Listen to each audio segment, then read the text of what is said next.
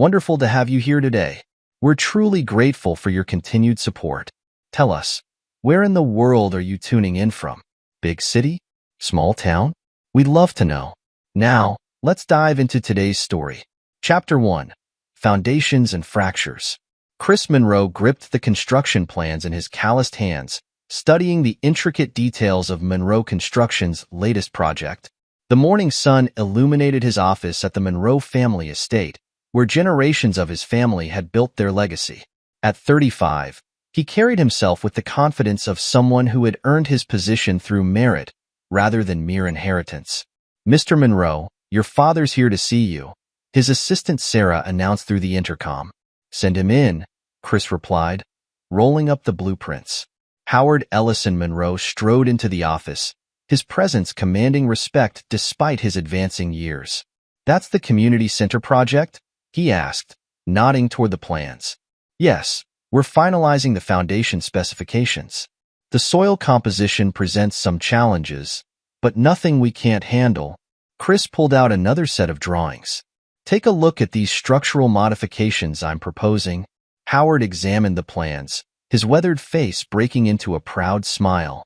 "You've always had an eye for this, son. Even as a kid, you'd spend hours with me at construction sites while Neil—" He trailed off, shaking his head. "Speaking of Neil, have you seen the latest marketing proposals?" Chris asked, his jaw tightening slightly. "The budget seems inflated." "Your brother has his own way of doing things," Howard replied diplomatically. "Perhaps you should discuss it with him directly." "I've tried." He deflects, makes excuses about market research and focus groups. Chris stood, pacing behind his desk. "The numbers don't add up, Dad. Something's off." A knock interrupted their conversation.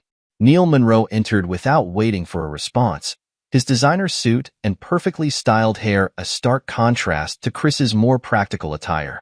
"Family meeting without me?" Neil's smile didn't quite reach his eyes. "I just had lunch with the mayor. He's excited about the community center project." "We were discussing the marketing budget," Chris stated flatly. "Care to explain why we need $100,000 for market penetration analysis?" Neil waved dismissively. "You wouldn't understand. Marketing isn't just about putting up billboards anymore. We need sophisticated data analytics, focus groups, social media campaigns." "I understand numbers just fine," Chris cut in. "What I don't understand is why our marketing expenses have tripled since you took over the department." "Boys," Howard intervened, "this isn't the time. We have the charity gala tonight. Your mother expects both of you there, presenting a united front." Chris noticed Neil checking his phone, thumbs flying across the screen. "Hot date tonight, little brother?" "Just coordinating with Renee about the gala presentations," Neil replied smoothly. "She's been instrumental in organizing everything." The mention of his wife made Chris pause. Renee had been spending more time at the office lately, claiming the charity event needed her attention. He'd been so consumed with the community center project that he hadn't given it much thought. "How is Renee?" Howard asked. "We've missed her at Sunday dinners." "Busy," Chris replied shortly. "The gala's taken up a lot of her time." Neil's phone buzzed again. "Speaking of which, I should head back to marketing. We're finalizing the presentation slides." He slipped out before Chris could press him further about the budget. Howard watched him leave, then turned to his eldest son. "Don't be too hard on him, Chris. Not everyone has your dedication to the technical side of the business. This isn't about technical versus creative, Dad. Something's not right. I can feel it." Later that afternoon, Chris walked through the marketing department, nodding to employees who hurriedly looked away. Through the glass walls of Neil's office, he saw his brother and Renee huddled over a laptop, their heads close together. They were laughing about something, and Renee's hand lingered on Neil's shoulder longer than necessary. Chris stood there, watching, as an uncomfortable feeling settled in his gut. He thought back to their childhood, to the times he and Neil had been inseparable. When had things changed? When had his brother become a stranger? His phone vibrated. A text from Randall Mosley, the family accountant. "Need to discuss some irregularities in the marketing department's expense reports. Urgent." Chris typed back. "My office, 30 minutes." He took one last look at Neil's office. Renee was gathering her things, still smiling at whatever joke they'd shared. She didn't notice him standing there, didn't look his way as she left. The foundation of trust Chris had built his life upon was beginning to crack, hairline fractures spreading through the careful construction of his world. But unlike the buildings he raised from the ground up, he couldn't simply reinforce these weakening supports with steel and concrete. In his office, Chris pulled up the company's financial records on his computer. Numbers didn't lie. People did. And he was going to find out exactly what his brother and wife were trying to hide. The intercom buzzed. "Mr. Mosley is here to see you. Send him in." Chris straightened in his chair, preparing himself for whatever revelations were about to come. He was Howard Monroe's son, after all. And Howard Monroe had taught him that in business, as in life, you had to face problems head-on. The door opened, and Randall entered, clutching a thick folder of documents. One look at the accountant's face told Chris everything he needed to know. His instincts had been right. Something was very wrong at Monroe Construction, and he was going to get to the bottom of it, no matter the cost. "Close the door, Randall," Chris commanded, his voice hard with determination. "Show me everything." Chapter 2. The Catalyst of Collapse. The morning of the community center groundbreaking ceremony dawned bright and clear. Chris adjusted his tie in his office mirror, his mind racing through the day's schedule. The past few weeks had been a blur of suspicious activities and mounting evidence, but today needed to be perfect. Monroe Construction's reputation depended on it. A knock on his door interrupted his thoughts. "Come in." Randall Mosley entered, his usual neat appearance slightly disheveled. "Mr. Monroe, I've found something you need to see." He placed a stack of papers on the desk. "These are expense reports from the marketing department's recent hotel bookings." Chris picked up the documents, scanning the dates and locations. "The Riverside Inn? That's 40 miles from here. Why would they need—" He stopped, his hand tightening on the paper until it crumpled. "There's more," Randall continued. "The charges appear twice, once under business expenses and again under client entertainment. Double billing the company while trying to hide the actual dates of stay. How long has this been going on? At least 6 months that I can trace definitively. But there are patterns going back further." Chris slammed the papers down. "Give me everything. Every receipt, every charge, every time they've—" He cut himself off, taking a deep breath. "The ceremony starts in an hour. We'll deal with this afterward." At the construction site, local media had gathered to document the groundbreaking. Howard stood proudly at the podium, addressing the crowd about Monroe Construction's commitment to community development. Chris scanned the audience, his gaze falling on Neil and Renee near the refreshment table. They stood too close together, sharing what appeared to be an inside joke. Neil's hand brushed against Renee's lower back in a gesture that seemed unconsciously intimate. Chris watched as his wife leaned in to whisper something in his brother's ear, her lips nearly touching Neil's skin. "Mr. Monroe?" A reporter approached Chris with a microphone. "Can you tell us about the innovative features planned for the community center?" Chris forced himself to focus, slipping into his professional persona. "The design incorporates sustainable materials and energy-efficient systems that will serve as a model for future development in Willow Creek." Throughout his interview, he kept Neil and Renee in his peripheral vision. They had moved slightly apart now, maintaining a show of professional distance, but their body language told a different story, one of shared secrets and hidden desires. The ceremony concluded with the official groundbreaking, photographs of city officials and Monroe Construction executives wielding golden shovels. Chris posed for the cameras, gritting his teeth through forced smiles. Later that evening, he sat in their bedroom, waiting for Renee. When she finally came home, her cheeks were flushed, her hair slightly mussed. "The ceremony went well," she said, avoiding his eyes as she removed her jewelry. "Everyone seemed impressed with the presentation." "I saw you today," Chris said quietly. "With Neil." Renee froze for a moment, then continued her bedtime routine. "We were working. The marketing team." "Don't." Chris's voice cut through her excuses like a blade. "Your phone. Give it to me." "What? That's ridiculous. I'm not going to." "The software update last week. It backed up your messages." He stood, advancing toward her. "All of them, Renee. Every single one." The color drained from her face. Chris, I can explain. Explain what? The hotel rooms? The late-night meetings? His laugh was hollow. The messages about how much you love him. How I don't understand you like he does. It's not what you think.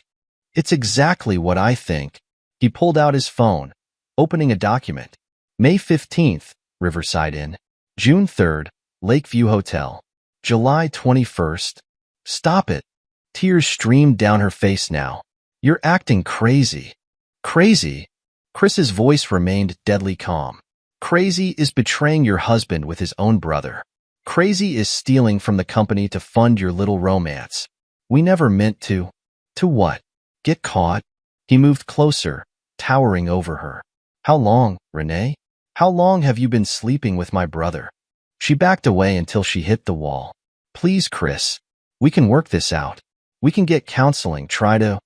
There's nothing to work out. He turned away from her, disgust evident in every movement. Pack your things. Get out of my house. You can't just throw me out. I have rights. Rights? He spun back around, his expression terrible in its intensity. You want to talk about rights? Fine. Let's talk about them tomorrow, in the company boardroom, with our lawyers present.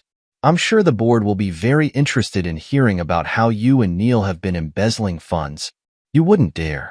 It would destroy the company's reputation. Try me. His voice was ice. 1 hour, Renee. Anything you leave behind gets thrown out. He stalked from the room, ignoring her sobs. In his study, he poured himself a drink and made a call. Randall? Execute Protocol Alpha. Full audit of the marketing department, effective immediately. And contact our attorneys first thing in the morning. He paused, staring at the family photos on his desk. One more thing, call security. Have them revoke Neil and Renee's access to all Monroe construction properties. Tonight. The next morning, Chris sat in the boardroom, flanked by the company's legal team. Howard and Geraldine sat at the far end, their faces drawn with shock and grief. When Neil and Renee entered, they found armed security guards stationed at the doors. What is this? Neil demanded, trying to maintain his usual confident demeanor. Chris nodded to Randall, who distributed thick folders to everyone present. This, he said, his voice carrying clearly through the silent room, is evidence of your betrayal, both personal and professional. As the board members opened their folders, gasps and murmurs filled the room. Neil's face went pale as he realized the extent of the documentation: bank statements, hotel receipts, text messages, surveillance photos. You had us followed? Renee whispered, horrified. I protected my interests. Chris remained seated, emanating cold authority. Which is more than I can say for either of you. You were too busy playing boss, Neil sneered, but his voice shook slightly. Renee needed someone who could keep up with her ambitions. Ambitions? Chris raised an eyebrow. Is that what you call stealing from our family's company? You never understood me, Renee added, grabbing Neil's hand defiantly. You were content to let life pass you by while we built something real. Howard slammed his hand on the table. Something real? You've destroyed this family. Both of you. The board will vote this afternoon on your immediate termination, Chris announced, his tone businesslike. Criminal charges are being considered. But first, he pulled out one final document. Renee, you'll find divorce papers in front of you. Sign them, and if I refuse, then I'll ensure every hotel, every restaurant, every place you two used company money to conduct your affair becomes public record. His smile was razor-sharp. I'm sure your social circle would love to hear those details. Silence fell over the boardroom as Renee picked up the pen with trembling fingers. Neil watched helplessly as she signed away her marriage, her position, her reputation. Get out, Chris commanded when she finished. Both of you. Security will escort you from the building. As they were led away, Geraldine burst into tears. Howard moved to comfort his wife, looking years older than he had that morning. Son, he began, but Chris cut him off. The community center project needs my attention. He stood, straightening his tie. Randall, have legal prepare statements for the press. Keep it professional. Corporate restructuring, mutual separation, nothing more. He walked out of the boardroom, his footsteps echoing through the halls of the building his ancestors had built. The foundation of his life had crumbled, but he would rebuild it, stronger, harder, without room for weakness or betrayal. In his office, he looked out over the city his family had helped shape. His phone buzzed with a message from an unknown number. "You'll regret this, brother. We're not finished." Chris deleted the message without responding. They were finished. He would make sure of it. Chapter 3. The Crucible of Resilience. 6 weeks after the boardroom confrontation, Chris sat alone in his office at midnight, surrounded by project files and financial reports. The betrayal had transformed his workspace into a command center for damage control. Spreadsheets covered his desk, each one revealing another layer of Neil and Renee's deception. A knock interrupted his concentration. Randall Mosley entered, carrying a fresh stack of documents. "More irregularities?"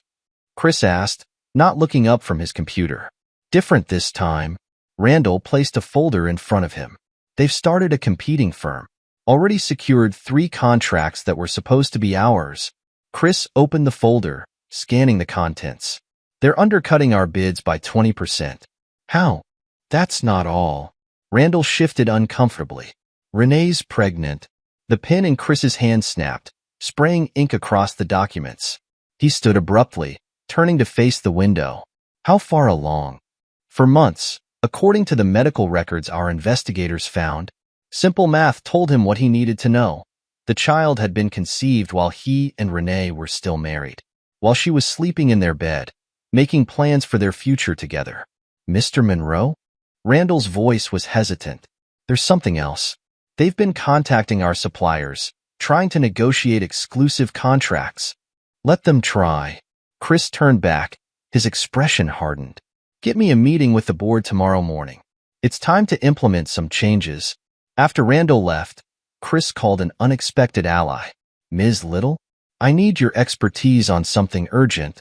Beatrice Little, corporate attorney and recent addition to his inner circle, arrived within the hour. She carried herself with the confidence of someone who had never lost a case. "Corporate espionage," she said, reviewing the files. "Plus breach of contract, violation of non-compete clauses. We can bury them in litigation." "Not enough." Chris paced the room. "They're using our own playbook against us. Neil knows our strategies, our weaknesses. Then we change the game." Beatrice pulled out her laptop. "Your company's bylaws give the CEO extraordinary powers during times of crisis. We can use that to restructure operations, implement new security protocols." They worked through the night, crafting a strategy that would protect Monroe Construction while systematically dismantling Neil and Renee's attempts at competition. By dawn, Chris had a clear path forward. The board meeting that morning was brief but productive. Chris presented evidence of corporate espionage, then outlined his plan for restructuring. The vote was unanimous in his favor. Effective immediately, he announced, all departments will undergo security audits. New confidentiality agreements will be required. Anyone found sharing company information with outside parties will face immediate termination and legal action. One board member raised his hand. "What about the rumors?" "About Neil and Renee." "My personal life is not up for discussion." Chris's tone left no room for argument. "Focus on protecting this company's interests. That's what you're paid for." Later that week, Chris met with Trudy Ryder, a prominent interior designer recommended by one of his clients. Her reputation for transforming spaces matched his need for change. "The office needs a complete overhaul," he explained, leading her through the building. "Something that reflects strength, innovation." Trudy studied the space with a professional eye. "And what about your home?" "A man's environment shapes his mindset." Chris hesitated. He hadn't changed anything in the house since Renee left, letting the rooms gather dust like museum exhibits of his failed marriage. "Start with the office," he decided. "The house can wait." But Trudy proved persistent. Over the next few weeks, as she transformed the corporate headquarters with clean lines and bold designs, she gradually drew Chris into conversations about personal renewal. "Your workspace reflects your vision," she observed one evening as they reviewed material samples. "But where do you find peace when the workday ends?" Her question struck deeper than she probably intended. Peace had become a foreign concept, replaced by an all-consuming drive for success and vindication. That night, Chris returned home to find his parents waiting in the driveway. Howard looked grim. Geraldine worried. "We need to talk," Howard said as Chris let them in. "About the future of the company. If this is about Neil, it's about you." Geraldine touched his arm. "You're working yourself to death, sweetheart. When was the last time you slept more than 4 hours?" "I'm fine." Chris moved away from her touch. "The company needs me focused right now." "The company needs you healthy," Howard countered. "And thinking clearly. This vendetta against your brother." "Vendetta?" Chris laughed harshly. "He destroyed my marriage, stole from our company, and now he's trying to ruin everything we've built. This isn't a vendetta, Dad. This is survival." "And what about your survival?" Geraldine's voice cracked. "You're not eating, barely sleeping. The hatred is consuming you. Hatred keeps me sharp." Chris poured himself a drink. "It keeps me from making the same mistakes again. Trust, forgiveness. Those are luxuries we can't afford anymore." Howard stepped forward. "Son, we're not asking you to forgive them. What they did was unforgivable. But don't let their betrayal destroy who you are." "Who I am." Chris set down his glass carefully. "I'm your son. A Monroe. And Monroes protect what's theirs. Isn't that what you taught me?" "I taught you to be strong," Howard agreed. "But strength without wisdom becomes tyranny." The words hung in the air between them. Chris turned away, staring out the window at the gardens Renee had once tended. They were overgrown now, wild and untamed. "I have a meeting with Randall tomorrow morning," he said finally. "A complete audit of all company projects from the past 5 years. We need to identify any potential vulnerabilities before Neil can exploit them." His parents exchanged defeated looks. They lost him to his mission of revenge, at least for now. After they left, Chris walked through the empty house. Each room held memories he needed to exorcise. In the study, he found an old photo album. Pictures of him and Neil as children, playing in their father's construction sites. School graduations. Family vacations. He closed the album without looking further. The past was dead. Only the future mattered now. A future he would build on his own terms, without the weakness of trust or the burden of brotherhood. His phone buzzed with a text from Trudy. "Reviewed the design proposals. Ready to start the renovation whenever you are." Chris looked around his haunted house and made a decision. "Both office and home," he texted back. "Clean slate. No reminders of the past." He spent the rest of the night in his home office, reviewing documents Randall had prepared. Each page revealed new betrayals, new challenges to overcome. But with every revelation, his resolve strengthened. Neil and Renee thought they could build their happiness on the ruins of his trust. He would show them how wrong they were. Monroe Construction would not just survive their betrayal. It would emerge stronger, harder, unassailable. And Chris Monroe would never again be vulnerable to the weakness of love or the illusion of loyalty. Chapter 4. Strategic Alliances and Hidden Agendas. Chris Monroe tapped his pen against the polished conference table at the Willow Creek Chamber of Commerce meeting. His attention wasn't on the speaker discussing local business development, but rather on Beatrice Little, the sharp-suited corporate attorney presenting statistics on recent litigation trends. Her reputation for ruthlessly dismantling opposing counsel preceded her. "Thank you for your attention," Beatrice concluded, gathering her materials. "Any questions?" The room rustled with movement as attendees began networking. Chris remained in his seat, watching Beatrice deflect attempts at small talk with practiced efficiency. When the crowd thinned, he approached. "Ms. Little, your analysis of predatory business practices was fascinating." She studied him with calculating eyes. "Mr. Monroe, I followed your company's recent situation with interest. Have dinner with me," he said. "Professionally. I have a proposition that might intrigue you." 2 hours later, they sat in a private booth at La Maison, Willow Creek's finest restaurant. Beatrice cut straight to the point between bites of coq au vin. "You want revenge," she stated. "But you need it to be legal, sustainable, and absolute." "I want justice," Chris corrected, though his tight grip on his wine glass betrayed his emotions. "My brother and ex-wife think they can build their success on stolen foundations, And you want to demolish those foundations. Beatrice's lips curved in appreciation. Tell me about their vulnerabilities. Chris pulled out a folder. Neil's new company relies heavily on 3 major suppliers. Without them, his projects grind to a halt. Acquisition targets, Beatrice mused, scanning the documents. But they'll see you coming. Not if we use shell corporations and third-party buyers. I'm willing to liquidate personal assets to fund it. Beatrice's eyes glinted. Better. Who handles your PR? We don't have a dedicated team. Why? Because we need to control the narrative. I know someone, Candace Hansen at Willow Creek Lifestyle. She's ambitious, hungry for bigger stories than charity galas and home renovations. Set up a meeting, Chris decided. And Beatrice? Money is no object. I want them destroyed. The next few weeks became a whirlwind of covert meetings and careful preparation. Randall Mosley proved invaluable, providing detailed financial analysis of potential acquisition targets.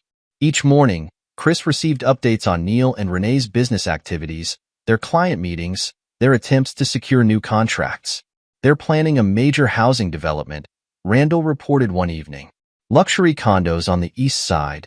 Who's financing it? First National seems interested. They're meeting tomorrow to discuss terms. Chris smiled coldly. Call Gerald Matthews at First National. Remind him who financed his brother's restaurant chain when no one else would take the risk. The next day, Neil and Renee emerged from First National looking shaken. The pattern repeated across town. Banks suddenly became hesitant. Investors developed cold feet. Beatrice orchestrated each setback through a web of business relationships and carefully timed revelations. Candace Hansen proved to be a masterful ally. Her first article appeared in Willow Creek Lifestyle, Innovation or Imitation, the fine line between inspiration and theft in local architecture. Without naming names, she raised pointed questions about originality and professional ethics that had Neil's potential clients whispering. They're getting desperate, Randall reported after monitoring their financial transactions. Neil tried to access his trust fund yesterday, which has been frozen pending the fraud investigation, Beatrice added with satisfaction. They're running out of options. Chris leaned back in his chair, reviewing their progress. The supplier acquisitions were proceeding quietly through various shell companies. Banking relationships were being systematically severed. The media was turning against them. But it wasn't enough. We need to accelerate, he declared. Beatrice, prepare the documentation for a hostile takeover. Randall, identify their weakest subcontractors, ones who might be willing to share information about cut corners and safety violations. That's aggressive, Beatrice warned. They'll fight back. Let them. Chris's voice was steel. I've been building this trap for months. It's time to spring it. The team worked late into the night, piecing together their strategy. As Beatrice reviewed legal documents and Randall compiled financial data, Chris received an unexpected call. Mr. Monroe? This is Trevor Ross from the building inspector's office. We've received some concerning reports about projects handled by your brother's company. Really? Chris's tone was neutral. That sounds serious. Very. We'll need to conduct thorough inspections. Multiple sites. Of course. Public safety is paramount. Chris muted the phone and smiled at his team. The dominoes are falling. By month's end, Neil and Renee's company faced investigations from 3 regulatory agencies. Their suppliers, now secretly controlled by Chris, began raising prices and extending delivery times. Clients grew wary, contracts were canceled. They're calling it a witch hunt, Candace reported over lunch. Playing the victims. Then let's give them something real to complain about, Chris replied. How's that investigation into their project safety records coming along? Nearly ready. The evidence from those subcontractors is damning. When this hits, their reputation will be radioactive. The pieces were in place. Chris stood at his office window, watching the city below. Somewhere out there, his brother and ex-wife still thought they could win, still believed they could escape consequences. He would teach them otherwise. His phone buzzed. A message from Beatrice. Takeover documents ready. Board meeting scheduled for next week. Chris typed back. Proceed. Then he poured himself a drink and smiled. The real battle was about to begin. Chapter 5. the counterattack and rising tensions. The annual Willow Creek Business Symposium buzzed with anticipation. Neil and Renee stood at the podium, presenting their revolutionary housing development to hundreds of industry professionals. Neil's confidence radiated as he clicked through polished slides. Our design philosophy prioritizes innovative living spaces, he declared, gesturing to architectural renderings. Each element carefully crafted to. A murmur rippled through the audience as phones lit up with notifications. Candace Hansen's latest exposé had just gone live, Stolen Dreams. The truth behind Willow Creek's newest development. Neil faltered mid-sentence as attendees began reading. The article detailed how the development's designs had been copied from confidential Monroe construction documents. Side-by-side comparisons left no room for doubt. These allegations are baseless, Neil protested, but his voice cracked. We have documentation. Indeed you do. Beatrice Little's voice cut through the chaos as she stood. Documentation stolen from Monroe construction servers. Would you like me to share the access logs? The live stream captured crisis unfolding in real time. Investors rose and walked out. Reporters rushed forward, shouting questions. Renee grabbed Neil's arm, whispering urgently, but the microphones caught her words. We need to leave. Now. Their hasty exit became fodder for local news. Within hours, social media exploded with memes of their retreat. Neil's attempted defense, a rambling Facebook post accusing Chris of corporate sabotage, backfired spectacularly when Beatrice released evidence of their own illegal activities. They're planning something, Randall warned Chris that evening. Neil withdrew significant cash from their accounts this morning. Let them thrash, Chris replied, reviewing surveillance photos. Each move they make digs their grave deeper. Renee launched their counteroffensive through a carefully orchestrated charity campaign. She organized a gala benefiting women's shelters, positioning herself as a victim of corporate bullying. Local media covered her tearful speech about powerful men abusing their positions. Chris's response came within hours. Monroe Construction announced a major affordable housing initiative. The project, designed in partnership with Trudy Ryder, would provide homes for hundreds of low-income families. The contrast between Renee's luxury condos and Chris's community-focused development dominated headlines. Your brother's trying to turn your parents against you, Beatrice reported. He showed them documents suggesting you're using company resources for personal vengeance. Have our investigators found anything in their financial records? Better. Beatrice smiled grimly. We traced wire transfers from the family trust to offshore accounts. Neil's been embezzling for months. The evidence shattered Neil's remaining credibility with their parents. Howard and Geraldine, confronted with proof of their younger son's theft, withdrew their support completely. Neil's desperation grew visible. During a key supplier meeting, he discovered Monroe Construction had acquired control through shell companies.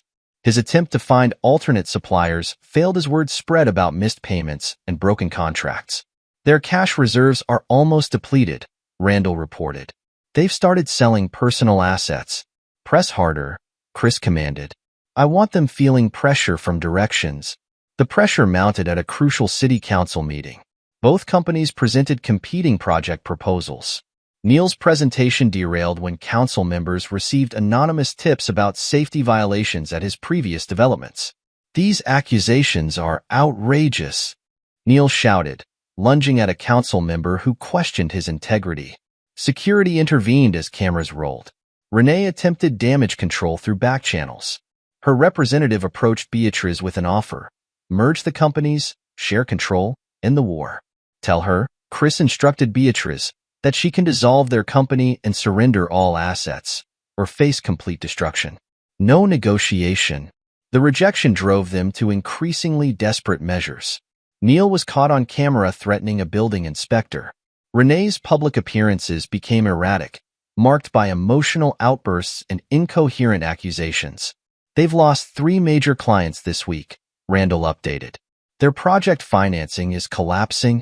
Chris watched their downfall from his office, remembering the betrayal that started it all. His revenge wasn't just about punishment. It was about justice, about showing the world that actions had consequences. The final blow came unexpectedly. A routine insurance audit revealed systematic fraud in Neil's completed projects. false claims, inflated costs, faked inspections. The evidence mounted into an irrefutable case. The regulatory agencies are moving in, Beatrice announced. Multiple investigations, possible criminal charges. Perfect. Chris turned from his window. Prepare the takeover documents. It's time to end this. Chapter 6. The Gathering Storm. Chris studied the takeover documents spread across his desk, each page a carefully crafted instrument of destruction. Beatrice had outdone herself. The terms appeared generous while stripping Neil and Renee of any meaningful control or assets. The timing is crucial, Beatrice explained, highlighting key sections. We move when their main loan payment comes due. Their lender is on board? Fully. She smiled. Amazing how cooperative banks become when presented with evidence of fraud. The plan executed with precision. Neil received the takeover offer the same morning his lender called in their loans. His desperate call to their lawyer ended quickly. No firm would touch his toxic case. Mr. Monroe, his secretary buzzed. Your brother's here. He's demanding to see you. Security team in place? Yes, sir. And the recording equipment is active. Send him in. Neil burst through the door, face contorted with rage. You manipulative bastard. You think you can steal my company? Steal? Chris raised an eyebrow. Like you stole my wife? My clients? My trust? That was different. Renee and I love each other. You were ignoring her, focused only on work. And now I'm focused on you. Chris's voice could have frozen fire. How's that working out? Neil slammed his fists on the desk. I'll fight this. I'll expose your schemes, your corporate espionage. Interesting choice of words. Chris pressed a button, and screens lit up with surveillance footage. Like this scheme? You, bribing city officials? Or these construction sites where you cut corners to save money? The color drained from Neil's face. You've been watching us? I've been hunting you. And now?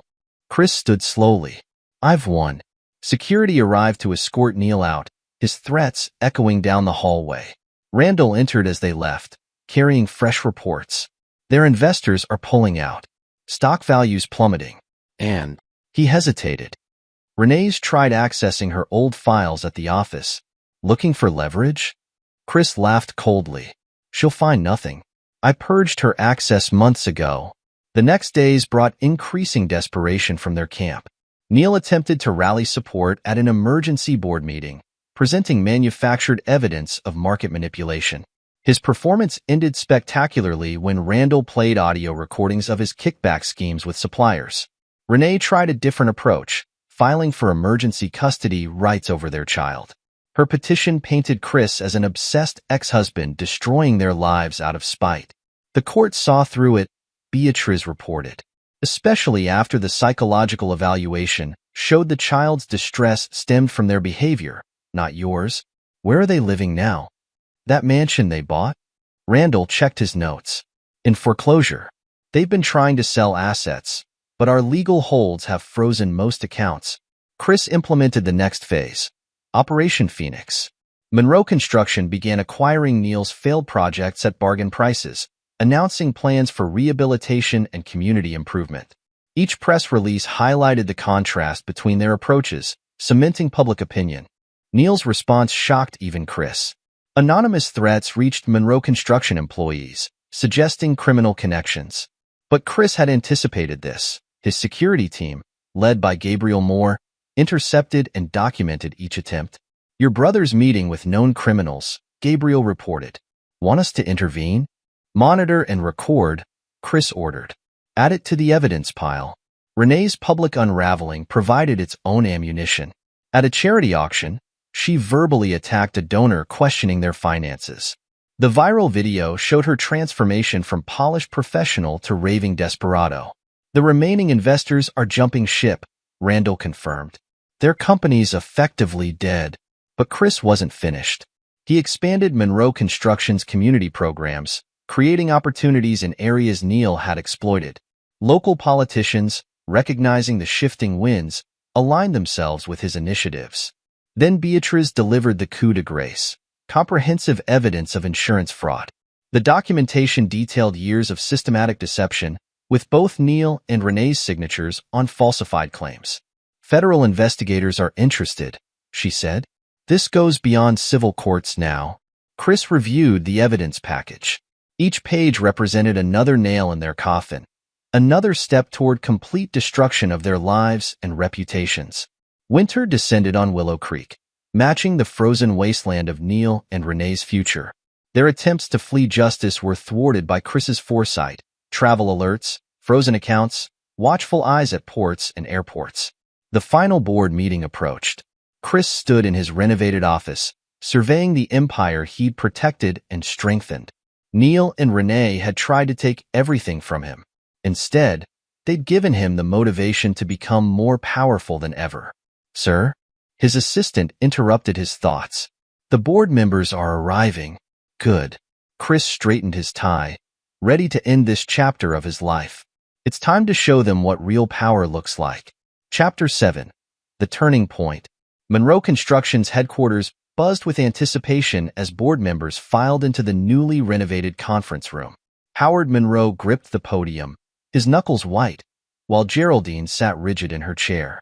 The tension thickened as Neil and Renee slipped in through the back door, taking seats near the exit. This meeting will come to order, Howard announced, his voice carrying the weight of decades of leadership. He glanced at Chris, who gave a subtle nod. Today marks a pivotal moment in our company's history. Neil leaned forward, a smirk playing on his lips. Renee touched his arm, both of them confident in their position despite recent setbacks. Their arrogance would be their undoing. After extensive consultation with our legal team, Howard continued, I am implementing an immediate change in leadership structure. He pulled out a document. Effective immediately, all company assets and control transfer to Chris Monroe. The smirk vanished from Neil's face. What? He jumped to his feet. You can't do this. Sit down, Mr. Monroe. Beatrice Little's command cut through his protest. She approached the board table, spreading documents before each member. These papers detail the transfer of ownership. All legal requirements have been met. This is a coup. Neil's face reddened. He's manipulating you, Dad. Can't you see what he's doing? Howard's expression hardened. I see perfectly well what everyone has done. The evidence speaks for itself. Randall Mosley stepped forward, carrying a thick binder. Shall I outline the financial discrepancies we've uncovered, Mr. Neil? The fraudulent contracts? The embezzled funds? Those records were confidential. Renee burst out, then caught herself too late. So you admit they exist? Beatrice pounced on the slip. Interesting choice of defense, Mrs. Monroe. Chris watched the scene unfold, his face impassive. He'd orchestrated this moment down to the smallest detail. Each player positioned exactly where they needed to be. Neil tried a different tactic. Think about what you're doing to the family name. The scandal. The scandal you created? Chris finally spoke, his voice deadly quiet. When you stole my wife. When you undermined this company. When you betrayed everything our parents built. You drove her away. Neil shouted. You were too focused on work, too blind to see. Enough. Chris cut him off.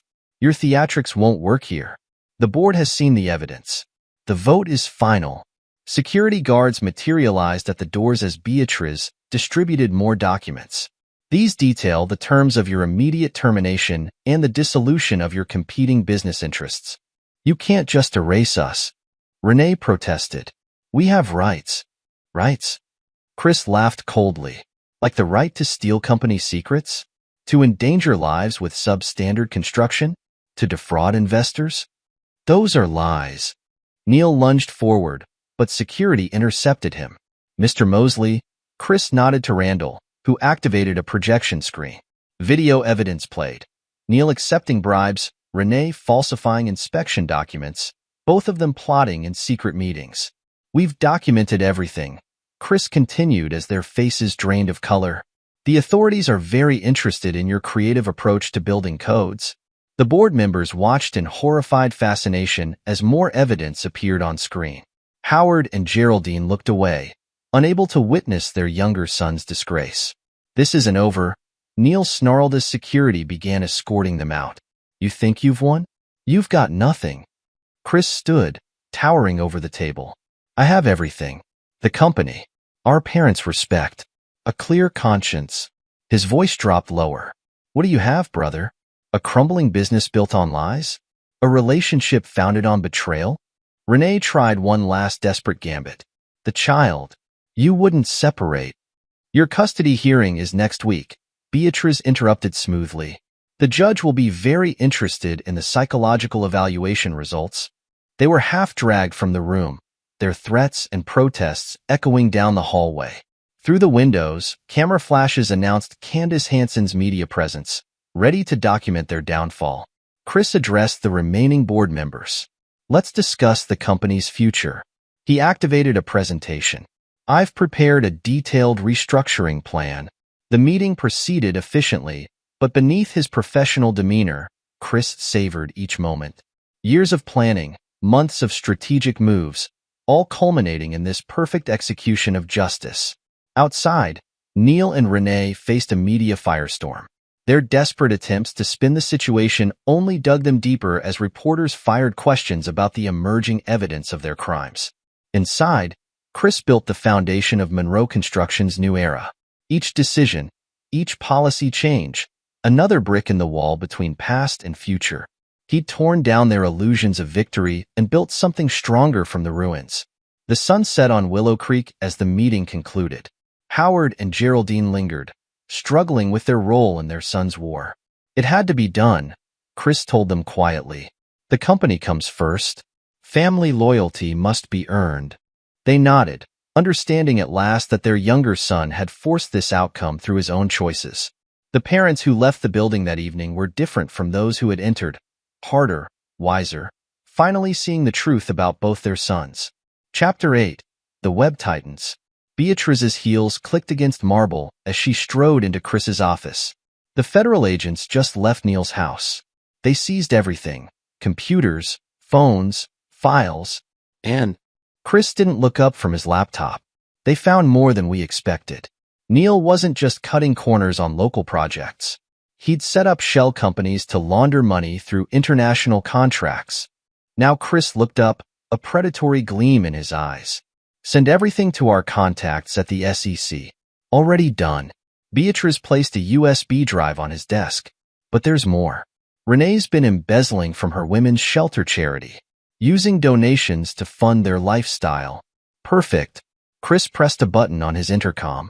Get me Candace Hansen. Within hours, news vans surrounded Neil and Renee's mansion. Federal agents carried out box after box of evidence while reporters shouted questions. Through his office window, Chris watched the live stream on multiple screens. Sir, his assistant interrupted. Mr. Mosley needs to see you immediately. Randall rushed in, clutching printouts. They're trying to transfer assets offshore. I caught the transactions just in time. Block everything, Chris commanded. Lock down their accounts, freeze their credit lines. I want them desperate. Already done. Randall's fingers flew over his tablet. But Neil made a call to some questionable people in the city. Our surveillance team picked it up. Let me guess, trying to hire muscle? Worse.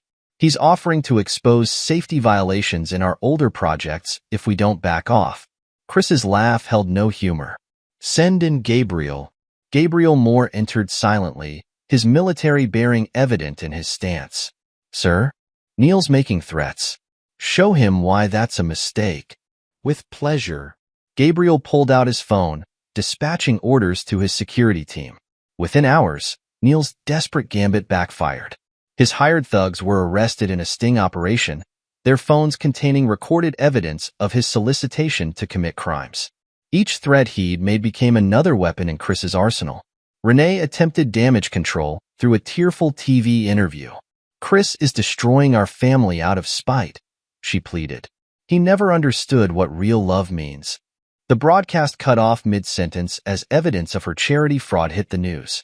Videos surfaced showing her using donation money at luxury spas, high-end restaurants, exclusive boutiques. Their lawyer quit, Beatrice reported later that day. No one will represent them now. What about the custody hearing? Scheduled for tomorrow. The psychological evaluation results are devastating. The child shows clear signs of trauma from their erratic behavior. Chris nodded. Make sure Howard and Geraldine are prepared to take temporary custody. The hearing proved brutal. Neil and Renee's facades cracked under questioning. Their attempts to paint Chris as the villain dissolved when evidence of their neglect emerged. Missed doctor appointments, unexplained absences, witnesses to their public fights. The court hereby grants temporary custody to Howard and Geraldine Monroe, the judge announced. Furthermore, given the pending criminal charges, all visitation must be supervised. Renee's scream echoed through the courthouse.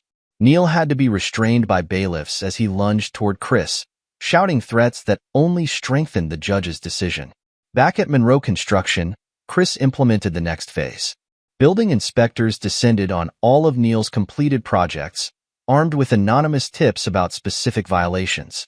The results exceeded expectations. 3 buildings evacuated so far, Randall reported. Structural issues, substandard materials, falsified safety certificates. The media's having a field day. Make sure our company handles the renovations, Chris instructed. Full price, no corners cut. Show them the difference between their methods and ours. The contrast proved devastating. Each revelation of Neil's negligence highlighted Monroe Construction's integrity.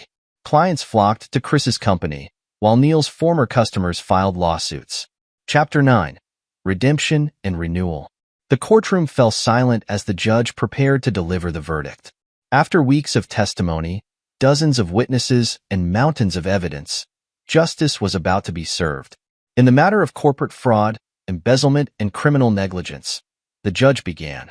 This court finds the defendants, Neil Monroe and Renee McNamara Monroe, guilty on all counts. Neil's face turned ashen. Renee swayed in her seat. Given the severity of these crimes, particularly the willful endangerment of public safety through substandard construction practices, this court sentences Neil Monroe to 15 years in federal prison. Gasps filled the courtroom. Neil's legs gave out, forcing him to grip the defense table. Renee McNamara Monroe, in consideration of your role as primary caregiver and cooperation with authorities, this court sentences you to 3 years house arrest with mandatory community service. Chris watched from the gallery, his expression unchanging. The sentences weren't just punishment. They were public proof of his triumph, validation of his relentless pursuit of justice. Additionally, the judge continued, the defendants are ordered to pay restitution totaling $20 million to affected parties. Outside the courthouse, reporters swarmed Chris. How do you feel about the verdict? Justice has been served, he stated simply. Monroe Construction will continue focusing on what matters, building quality projects that benefit our community. In the following months, Chris's vision for the company expanded. The Community Center project, once tainted by Neil's betrayal, became a showcase of innovation and integrity. Local schools brought students to tour the construction site, learning about ethical business practices. Howard and Geraldine thrived in their role as guardians, providing the stability their grandchild desperately needed. The boy's nightmares decreased, his grades improved, and therapists noted significant positive changes. Chris transformed the company's culture. New policies emphasized transparency and accountability. Employee profit-sharing programs rewarded ethical behavior. The industry took notice. Monroe Construction became a model for corporate responsibility. The latest quarter's results are impressive, Randall announced during a board meeting. Our market share has doubled. Client satisfaction rates at record highs. And Neil's former clients? Chris asked. Most have signed with us. The rest are in negotiations. The company's success attracted national attention. Business magazines featured Chris's leadership style. Universities invited him to speak about corporate ethics. Each appearance reinforced his triumph over betrayal. One evening, as Chris worked late in his office, Beatrice brought news from prison. Neil tried to appeal. Failed spectacularly. He's been moved to maximum security after trying to bribe guards. And Renee? Struggling under house arrest. Her therapy sessions aren't going well. She keeps ranting about revenge. Let her.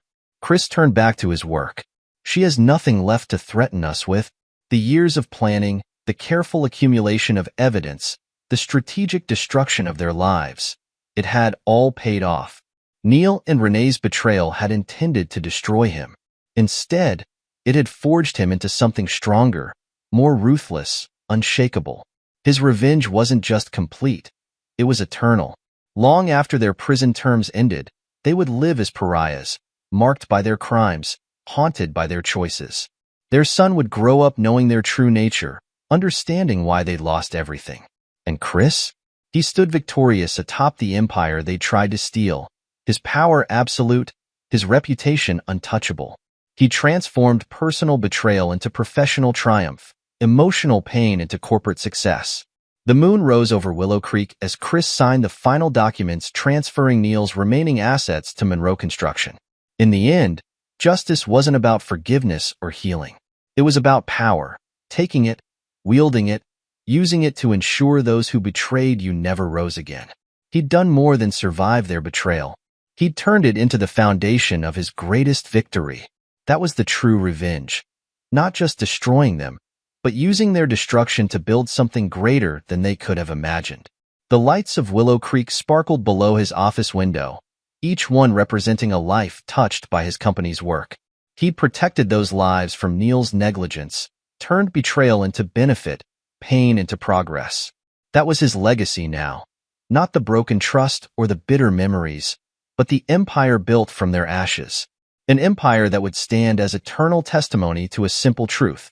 Betrayal, Chris Monroe, and you didn't just lose. You ceased to exist. Epilogue. A decade later, the skyline of Willow Creek had transformed over the past 10 years. Monroe Construction's influence stretched across the city, marked by innovative buildings and community developments that had turned the once modest town into a thriving urban center. At the heart of it all stood the Monroe Tower, a 50-story testament to power and precision. Chris Monroe sat in his top-floor office, reviewing reports from his company's newest international expansion. At 48, his presence commanded even more authority than before. Success had honed his features into sharp angles, while his eyes retained their calculating intensity. Mr. Monroe, his assistant's voice came through the intercom. The board is ready for your annual address. He gathered his materials, pausing to look at the digital displays covering one wall. Each screen showed real-time data from Monroe construction projects worldwide. The company had grown exponentially, becoming a global leader in sustainable development and urban renewal. The boardroom fell silent as Chris entered. Beatrice Little, now Chief Legal Officer, sat at his right hand. A decade of shared victories had cemented their professional partnership. Her reputation for ruthless efficiency had grown alongside the company's success.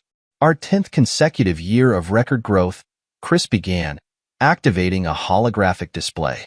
Monroe Construction now operates in 27 countries, with a market capitalization exceeding $50 billion. The numbers told only part of the story.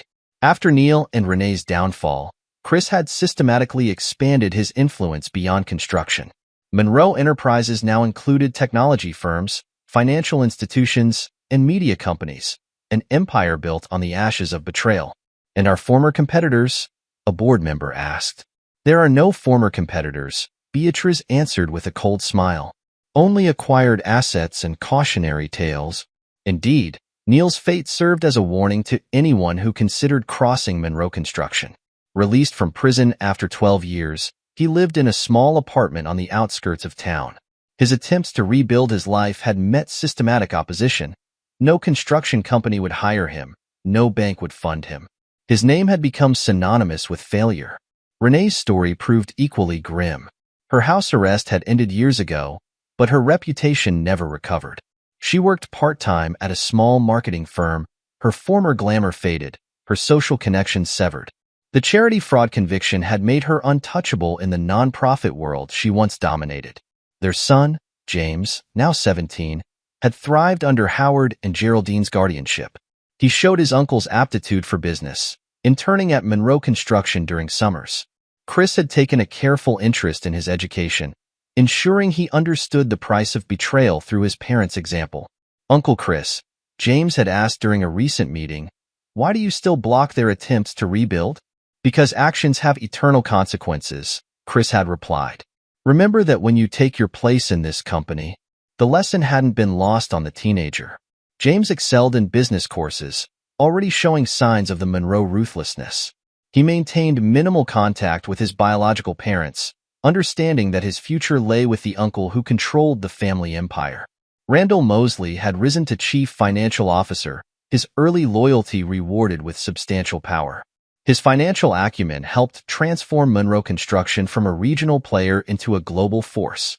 The evidence he'd gathered against Neil and Renee had proven just the beginning of his value to the company. The Monroe Foundation's latest initiative, Randall reported to the board, has funded business ethics programs at 20 major universities. Our case study on corporate accountability has become standard teaching material. The irony wasn't lost on anyone. Chris had turned his revenge into an educational tool, ensuring future business leaders understood the cost of betrayal. The program specifically highlighted Neil and Renee's downfall, their names forever linked to failure and disgrace. Trudy Ryder had expanded her influence as well. Her design firm, now a Monroe Construction subsidiary, set industry standards for sustainable architecture. The partnership had proved mutually beneficial, her creativity tempered by his strategic vision, her innovations protected by his power. The Community Center project, Trudy presented, has been designated a historical landmark. The American Institute of Architects is featuring it in their centennial exhibition on transformative urban design. The project that had marked the beginning of betrayal now stood as a monument to triumph. Each year, thousands of visitors toured the building, learning about the Monroe Construction philosophy of integrity and excellence. None of the official histories mention Neil or Renee's involvement.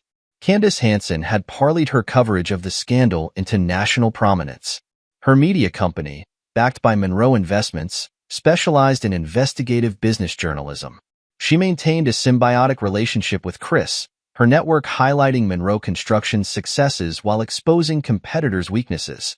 Our latest expose on industry corruption, she reported in a private meeting, has already triggered 3 federal investigations. None involving Monroe Properties, of course. Howard and Geraldine had aged gracefully, their latter years free from family strife. They hosted weekly dinners at the Monroe estate, now attended by an inner circle of trusted allies. Neil and Renee's names were never mentioned at these gatherings, their existence erased from family photographs and conversations. Gabriel Moore's security firm had expanded into a global operation, providing protection for all Monroe enterprises. His teams monitored Neil and Renee constantly, ensuring they never gained enough resources or connections to cause trouble. Any attempt to contact former business associates met swift, decisive response.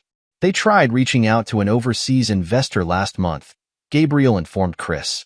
The approach was intercepted and discouraged. The message remained clear. No one in the business world would risk Monroe Construction's wrath by helping the disgraced couple. Their isolation was complete and permanent. After the board meeting, Chris visited the Monroe Construction Training Center. Hundreds of employees learned company protocols in state-of-the-art facilities. The orientation video highlighted the company's commitment to ethics, using Neil and Renee's case as a warning. Integrity isn't just a policy, Chris told a group of new hires. It's the foundation of power. Those who betray that foundation pay the price forever. The trainees absorbed his words eagerly, unaware they were hearing a personal manifesto born of betrayal. To them, Chris Monroe represented the pinnacle of business success, his path to power sanitized by time and triumph. In his private moments, Chris sometimes reviewed footage from the years of revenge. The boardroom confrontation, the court proceedings, the media coverage of Neil and Renee's downfall. Each video preserved in high definition, a digital testament to justice served. These weren't moments of weakness or regret. Rather, they reinforced his understanding of power and consequences. The betrayal that might have destroyed him had instead created something invincible, a man who turned personal pain into professional dominance. His marriage to Renee and brotherhood with Neil had died, but the lessons lived on. Trust was a weapon. Loyalty had to be enforced. Power, once gained, must be used to ensure betrayal never succeeded. The sun set over Willow Creek as Chris reviewed plans for the company's next decade. Monroe Construction would continue expanding, absorbing competitors, strengthening its hold on global markets. Each new project would further bury the past beneath layers of success. James would eventually take his place in the company hierarchy, groomed to continue the Monroe legacy of power and retribution. The boy's parents would watch from their enforced poverty as their son inherited the empire their betrayal had helped build. That was Chris's ultimate victory, not just destroying those who betrayed him, but ensuring their destruction served as an eternal lesson. His revenge hadn't ended with their conviction. It lived on in every Monroe construction project, every business deal, every demonstration of power. Neil and Renee had tried to steal his company and destroy his life. Instead, they'd helped create something far greater, a dynasty built on the principle that betrayal carried infinite costs. Their suffering would continue as long as Monroe Construction existed, their story a perpetual warning to anyone who considered crossing the man who turned revenge into an empire. The lights of Monroe Tower illuminated the city as Chris finalized his plans. In the decades since justice was served, he transformed a regional construction company into a global force. Personal betrayal had become professional legend, private pain converted to public power. That was the true legacy of Neil and Renee's betrayal. Not the pain they'd caused, but the empire it created. An empire built on the understanding that trust, once broken, could never be repaired. An empire that would stand for generations as testament to a simple truth. Crossing Chris Monroe didn't just end careers or destroy lives. It created legends of failure that would be remembered as long as his success endured. The night settled over Willow Creek, and in his tower of power, Chris Monroe smiled. He'd achieved something greater than mere revenge. He'd turned betrayal into destiny, personal hatred into professional domination. The company that Neil and Renee tried to steal now shaped the world. While they lived in the shadows of its success, eternal examples of the price of treachery. That was justice. Not just punishment, but perpetual consequence. Not just revenge, but eternal reminder. The betrayed had become the betrayer's nightmare, their downfall forever linked to his ascension. In the end, Chris hadn't just survived their treachery. He'd turned it into the foundation of an empire that would outlive them all. This is where our story comes to an end. Share your thoughts in the comments section. Thanks for your time. If you enjoy this story, please subscribe to this channel. Click on the video you see on the screen, and I will see you there.